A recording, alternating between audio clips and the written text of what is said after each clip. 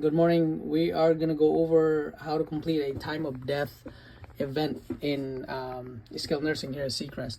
There seems to be somewhat of confusion of what we need to do when there is a patient that expires, so I'll go over this quickly. And if you're an auditor, Mira, please take note. You should be auditing these type of things that are being done or not being done. If somebody expires in our facility, please do the following. One, you're going to have to put a note in there, obviously, when the patient took their last breath. Right, you have to put, whether it's 6:15 or 7:25, whatever the case may be, you're gonna have to note that in there that the patient, ceased breathing or stopped breathing, no pulse was noted on whatever time it was. Okay, obviously the doctor, family member, or hospice has to be notified during this event. The other thing you should be doing is acquiring an order from the doctor or writing it on matrix or a written order that says,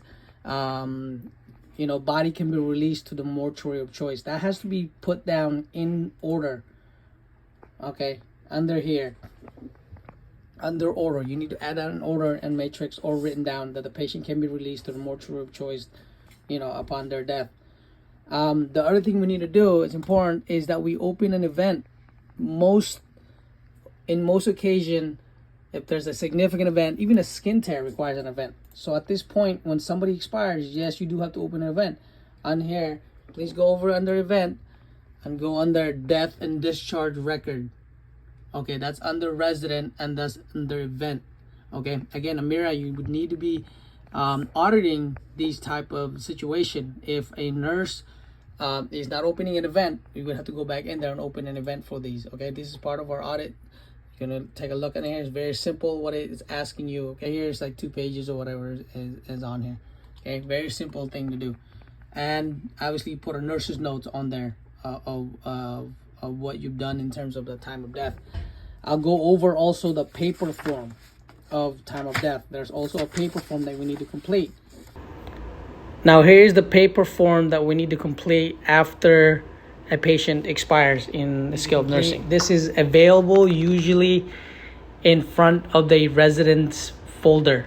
Okay, if you open up the residence folder at the very front, is usually on there. Now I've added this as well. If you don't find it when a patient expires, you will be able to find this document in the shared drive in terms of death discharge record. So please complete this paper prior to the mortuary picking up the resident or the deceased.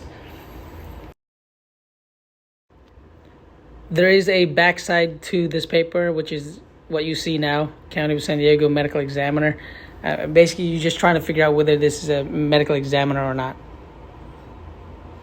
And here is another view of it. Last thing, guys, that we would need to do on here is to add an email. Make sure that we email this death, discharge, and admission team, and make sure to know, what time the patient expired, all of that. Any question, please let me know. Thanks.